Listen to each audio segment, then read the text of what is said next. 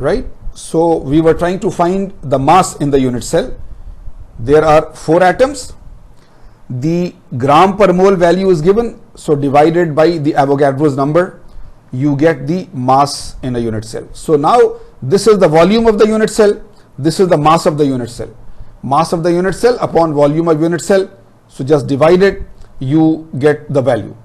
Now this is gram per meter cube, gram per meter cube. Now what we have done, if you see here, this was nanometer cube. We converted it into meter cube, right? So otherwise it could be nanometer. So your original answer could be in gram per nanometer cube. Your original answer could be, if you had found it in grams from here and nanometer cube from here, your answer would be gram per nanometer cube. That answer is in numbers correct, but no density in any table in the world will be given in gram per nanometer cube. There are 2 standard units of density. If you see in any standard table, there are 2 standard units of density. Tell me please, if you remember your simple density calculations, what is the standard unit of density? Yes, you are right if you say gram per centimeter cube. Gram per centimeter cube, this is the standard unit of density. Any other? Yes, you are also right. Kilogram per meter cube, kilogram per meter cube. So you see, in standard tables, the density is either given as gram per cc, gram per cubic centimeter, or as kilogram per meter cube. So once you get your value, you either convert it into gram per centimeter cube or convert it in kilogram per meter cube. Kilogram, change it to kilogram, then kilogram per meter cube. So any one of the, always standard units are there. So initially, of course, in this problem, the length is given in nanometer. So the volume will be in nanometer cube. The mass is given in gram per mole. So it will be converted to grams. So now you have volume in nanometer cube and you have mass in gram. So one thing is that convert from nanometer cube to meter cube. It is very simple. 1 nanometer is 10 raised to minus 9 meter. So 1 meter cube is 10 raised to minus 9 cube. So you can easily convert it, isn't it? So either convert the volume to centimeter cube and then you have gram per centimeter cube, or convert the volume to meter cube like we have done here and then convert the gram to kilogram. So please, so if you leave your answer, you are very correct, every number is right, but if you leave your answer as gram per nanometer cube, then I will deduct some small thing, -1 or something, right? Because you are not writing the value where you can compare with other tables. So you have done the correction, everything correctly, all your process is right, your final answer in numbers is right, but it is in gram per nanometer cube, which is no standard value. So please convert it to gram per centimeter cube or kilogram per meter cube, otherwise you have a small deduction in mark.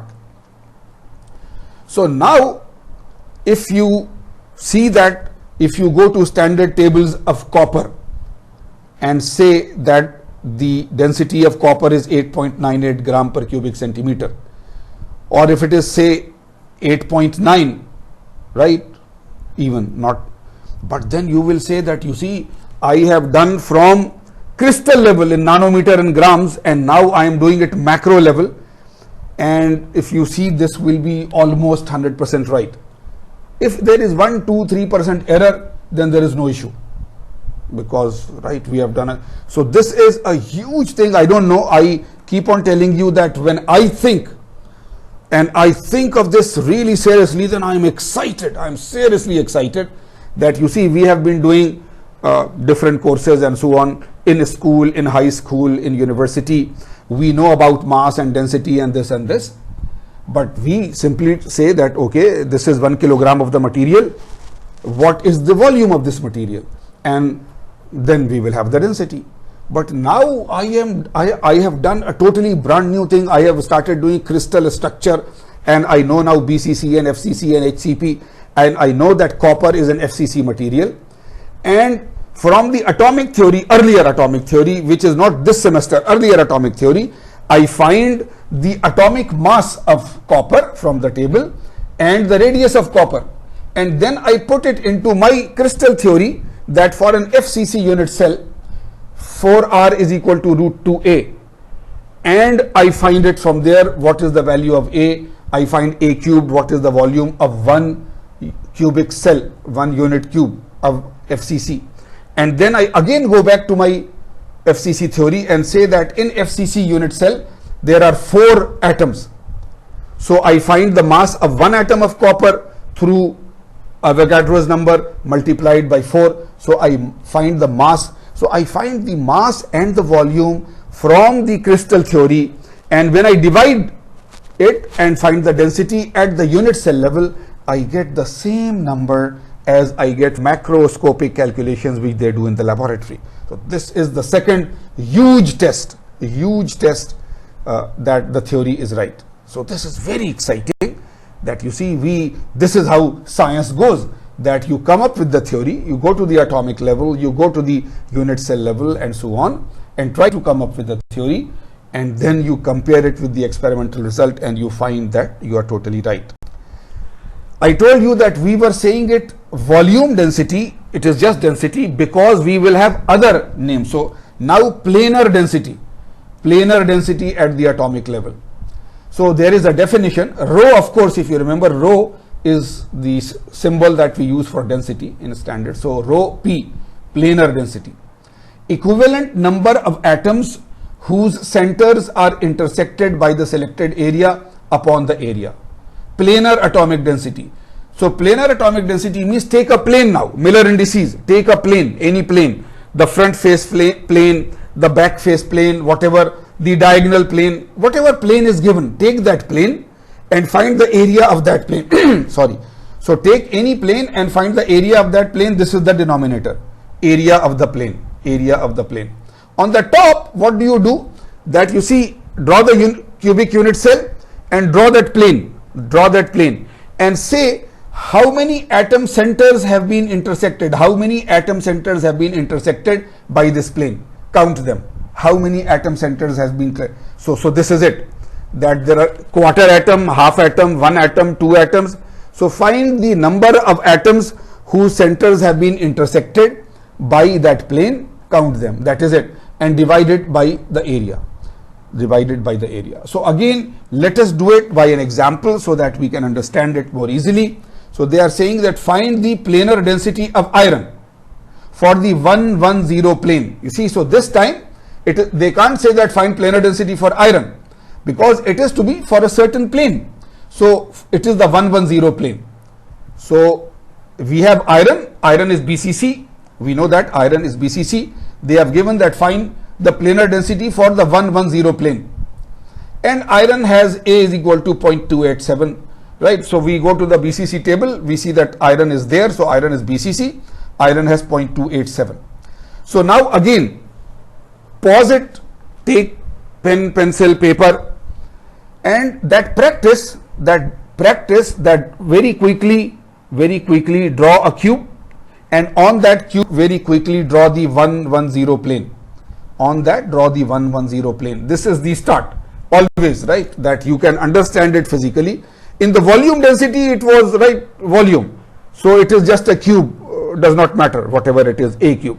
Here, we have a 110 plane. So draw the cube, draw the 110 plane, right, and then try to find out. That what is the area of this plane. You draw the plane, find out what is the area of this plane. One side of the plane, what is the length? The other side of the plane, what is the length? So that is the area of the plane, right? This side multiplied by that side. And on plane which you have drawn, how many atoms are intersected by this plane? Count them and you are done. Okay. So please do it 100% yourself until you say that no, I am very sure that my answer is right. I have done it, I have rechecked it, and then I will go into the solution. So let us see, right? This is it, that we have drawn a cube. And remember, 110. So 110, when the plane is 110, take its reciprocal, 1 1 0, the reciprocal is 1 1 infinity. So it means this plane is intersecting or cutting the x at 1, the y at 1, and it is not cutting the z, right? So this is it. So therefore it is intersecting x at 1, this is 1 point. It is intersecting y at 1, this is 1 point, and that is it. So draw this line, and this line is on the base plane. So draw exactly the same line on the top plane and then join the lines. Remember, right? So this was how you were making a plane. So now you know that this shaded area is the plane for the 1 1 0. This is the 1 1 0 plane, 1 1 0 plane. So one thing, what is this length? What is this length? If we know that this is A, then we know that this is root 2A. So this length is root 2A and this length is A. So the area is this side multiplied by this side. So it is root 2A square, right? Root 2A into A. So that is the area of this plane, Now, right, iron is BCC. So there is central atom, and this plane is cutting right through the diagonal, isn't it? This is cutting right through the diagonal. So we are now trying to make only this plane here, that if you see this plane, then it is cutting this atom, and the central atom is in the center. So if you try to draw this plane separately, only this 1 1 0 plane, then it is like this, that it is cutting the four corner atoms, and it is cutting the central atom. So now the central atom is complete, full. This is right, because this is now a plane. Don't think of a solid now. This is a plane. So on this plane, this circle is a full circle. So this is one circle. And these are 1/4, right? If we had drawn this, right, this is 1/4. So 1/4, so 4 quarters. 4 quarters means one full circle, right? So the 4 quarter ones make one full circle and this one full circle. So on this plane, it intersects two circles, two complete circles, right? Remember the plane view, not the atom is a sphere, but if I look at in a plane view, then one circle is one atom, right? So here we have two atoms on this plane. So we have solved it. You find the area and you find the number of atoms on this plane. So this is what we are doing. We are telling you that, right, the 1 1 0 plane intersects center of 5 atoms, 4 quarter atoms and 1 full atom.